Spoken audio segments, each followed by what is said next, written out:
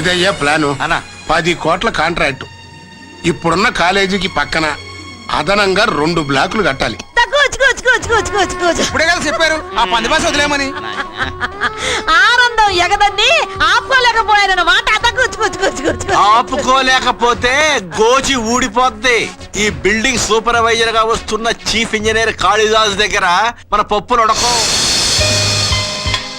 ఈ రోజు మన పెళ్లి రోజు. అర్రే, పెళ్లి రోజా? కూర్చో కూర్చో కూర్చో. ఇలాగే గ్లామర్ మెయింటైన్ చేస్తూ అడిగినప్పుడల్లా మొగుడికి హెల్ప్ చేస్తూ ఉత్తమ గృహిణిగా పేరు తెచ్చుకోవే. ఏంటో పిచ్చోన్నట్టు మాట్లాడతా గానీ నువ్వు ఏ డ్రెస్ లో ఉన్నా గానీ పిచ్చ గ్లామర్ గా ఉంటావు అనుకో. అన్నట్టు మర్చిపోయా, ఈ ముచ్చట్లో పడి చెప్పనేమో. సాయంకాలం కృష్ణా గెస్ట్ హౌస్కి వెళ్ళాలి. ఏంటి అడ చూస్తావు?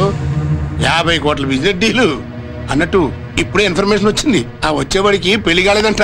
నువ్వే కాదు జాగ్రత్త మేనేజ్ చేసుకోవాలి. క్షమించండి, నన్ను ఈ ఒక్క రాత్రైనా మీ భార్యగా బతకనివ్వండి, పవిత్రంగా ఉండనివ్వండి. ఇదిగో అటు పిచ్చి మాటలు మాట్లాడబోక. ఒక్క రాత్రి ఏం కర్మ, జీవితాంతం నా పెళ్ళంగానే బతుకు.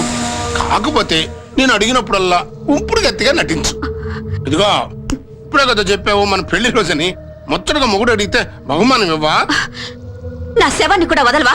శవమైనా పర్లేదనుకునే రసికలు ఉంటే ఏం చేస్తాం? రెడీ అయిపో. నేను వెళ్ళను. వెళ్ళి తీరాలి. తాళి కట్టింది తార్చడానికి కాదు, తార్చడానికే నేను తాళి కట్టింది. తెగించినోడికి తెడ్డేనిచ్చిన పైకి రావాలనుకున్నోడికి పైసాయే పరమాత్మ. పిచ్చివాగుడు మాని వెళ్ళా. సారీ సారీ చంపేస్తా. వెళ్ళా.